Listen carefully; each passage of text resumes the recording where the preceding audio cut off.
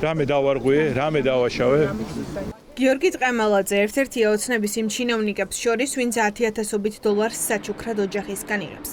მას 2024 წლის დეკლარაციაში უწერია, რომ მამისგან საჩუქრად 60,000 დოლარი მიიღო. ასევე ინახავს ნახტფულს 35,000 ლარს. ისიც მამისგან აქვს ნაჩუქარი. ჩნდება კითხვა. დეკლარაციას აბალანსებს ასე თუ მშობლები მუდმივად ჩუქნიან ფულს. მით უმეტეს, რომ მის მსგავსად იღებენ საჩუქრებს ოჯახისგან ოცნების სხვა მაღალჩინოსნებიც. გასაკვირი რა დანაშაული. მშობლებმა კი, მამამ დიახ. გიდასტურებთ 100-ია და ამას ვერ ვხედავ საპრობლემოს. 22 მილიონია ნაჩუქარი იცით ერთ წელიწადში. თქვენი გუნდის თანამდებობის პირებზე. უცნაურად არ გეჩვენებათ ამ ხალხები? არა, რა თქმა უნდა.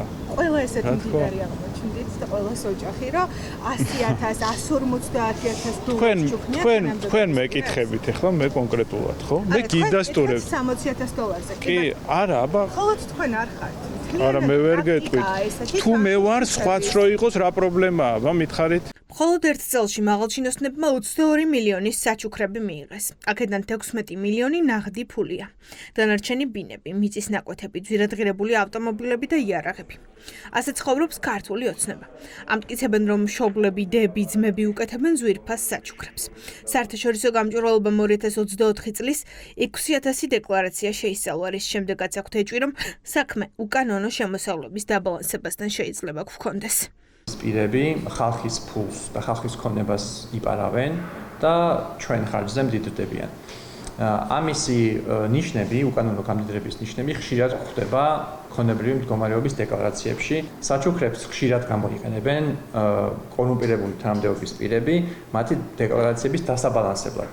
როდესაც არ კლდებათ თანხა, შემოსავალი არ აქვს საკმარისი, ამბობენ, რომ მაჩუქა მამამ, დედამ და ასე შემდეგ. და ასეთი დაგროვდა 22 მილიონი. ჩვენთვის ეს არის კორუფციის ნიშნები. კანონში არსებობს ჩანაწერი, რომ მაღალი თანამდებობის პირმა მხოლოდ ოჯახის წევრისგან შეიძლება მიიღოს საჩუქარი. ეს ერთგვარ შავხრელად იქცა. ყველაზე მეტი საჩუქარი ირაკლი კირცხალიამ მიიღო, რომელიც ახლა უკვე უმრავლესობის ლიდერია. მას 2024 წლის დეკლარაციის მიხედვით 250,000 დოლარის უძრავი ქონება მამა მაჩუქა. მამა მაჩუქა 185,000 დოლარი და 127,000 ლარიც, ჯამში მილიონზე მეტი მხოლოდ ერთ წელში. კანონი უშვებს გამონაკლის მხოლოდ ოჯახის წევრებზე. სხვა შემთხვევაში მაღალი თანამდებობის პირს არ აქვს უფლება, რომ მაღალი ღირებულების საჩუქრები მიიღო. ვიღაცა შეიძლება მართლა აჩუქეს, ხო, შეიძლება მემკვიდრეობით გადაცემა ხდება და ეგეც საჩუქრად ვლინდება, მაგრამ უბრალოდ ისეთი დიდი რიცხვებია, რომ ეჭვს აჩეს ეს, რომ ამის უკან რაღაც შეიძლება ის თუ ებრძვი ელიტურ სისტემურ კორუფციას, ესეთ ფაქტებზე უნდა გქონდეს რეაგირება, ხო?